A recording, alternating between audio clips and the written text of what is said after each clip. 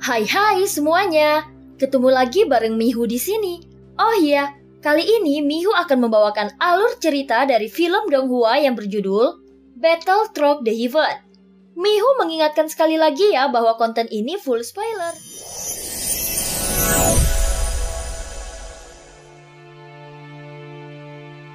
Melanjutkan dari kisah sebelumnya. Sebelumnya setelah melihat kondisi tahanan Ro yang berpura-pura pingsan, Xiaoyan langsung menghampirinya dan menyuruhnya untuk berhenti berakting. Pada akhirnya tahanan Ro meminta para leluhur ini untuk bersujud kepadanya. Dan setelah melakukannya, salah satu leluhur didekati oleh Xiaoyan. Walaupun kekuatan Xiaoyan masih di bawah kemampuan para leluhur dunia kuno Dewa Abadi dan Iblis, namun mereka masih terlihat menaruh rasa hormat padanya. Bagaimanapun mereka tidak peduli apakah Xiaoyan hanyalah avatar ataupun reinkarnasi yang mulia. Di mata mereka, dia tetaplah yang mulia. Pada saat yang sama beberapa sosok yang menahan tahanan Ro sebelumnya segera mengangguk dan tidak membantah. Lagi pula, mereka ingat petir merah yang baru saja menggantung di atas kepala mereka.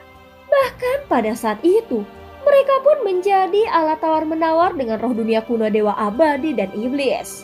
Jika Xiaoyan benar-benar ingin membunuh mereka, maka di bawah tekanan petir merah dia bisa dengan mudah melakukannya.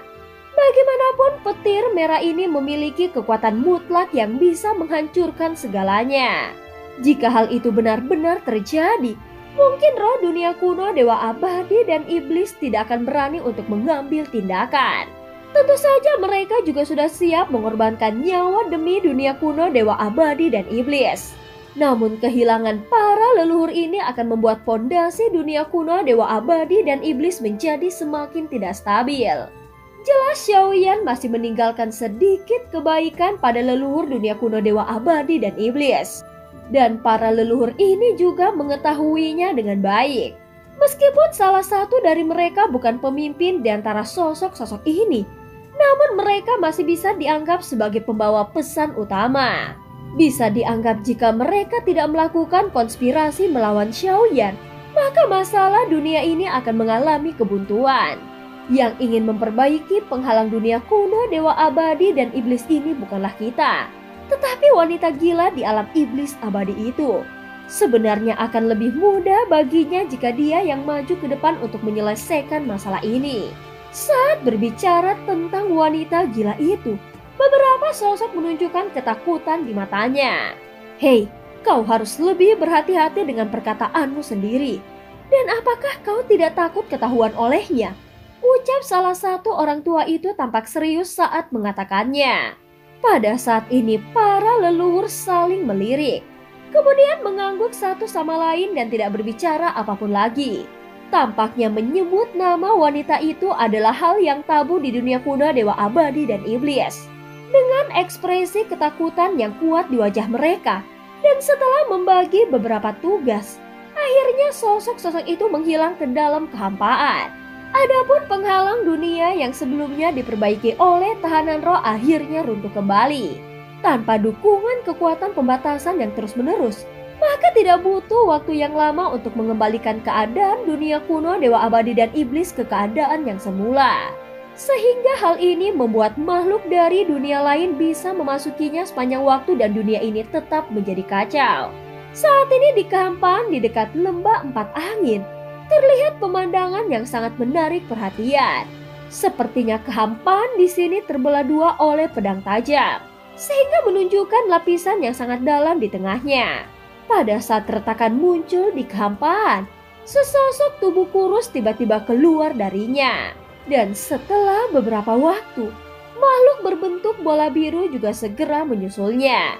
Hei, pembunuh 1000 pedang, mengapa kau tidak menungguku? Bagaimana jika aku ditangkap dan disiksa lagi oleh mereka? Apakah kau tidak tahu betapa kejam dan tidak manusiawinya perlakuan yang kualami selama aku diculik? Mereka menyiksaku dengan rantai hitam berkarat. Mereka juga menganiayaku dan bahkan mengacak-ngacak tubuhku, serta membuatku benar-benar kehilangan harga diriku. Dan yang lebih parah lagi, Aku terus melihat wajah mereka yang jelek itu, sehingga selalu membuatku ingin muntah. Semua perlakuan mereka membuatku merasa sangat terhina. Ucap tahanan roh mulai menangis saat dia berbicara.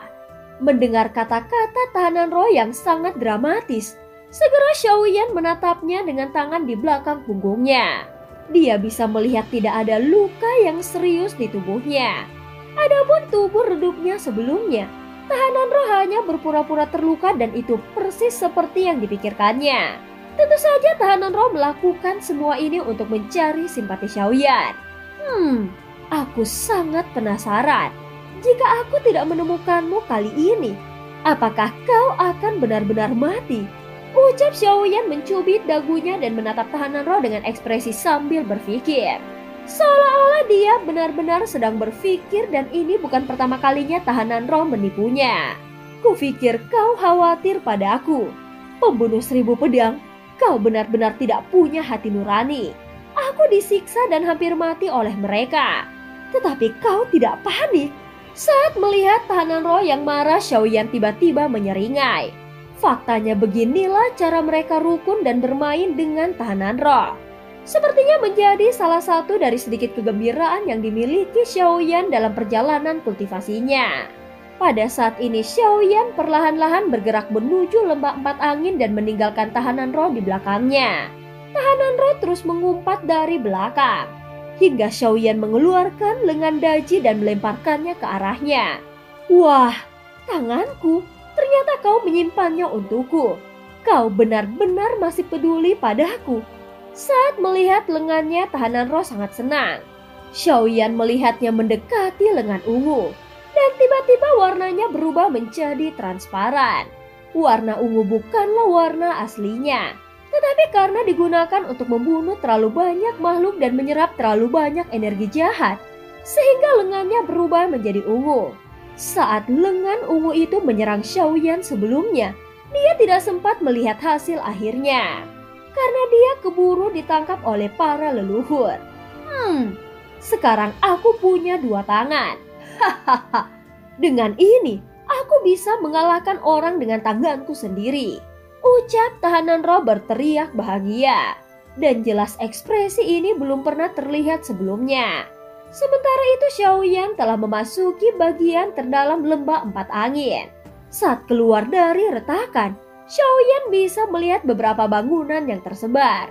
Setelah masuk ke sini, selain kegelapan dia juga merasakan ada bau busuk di hidungnya. Bahkan saat dia berada di sekte boneka dewa, Xiaoyan tidak merasakan bau busuk seperti ini. Rasakan ini dengan tubuhmu. Ucap Xiaoyan kemudian menatap tahanan roh yang perlahan melayang. Dia segera memisahkan lengannya darinya.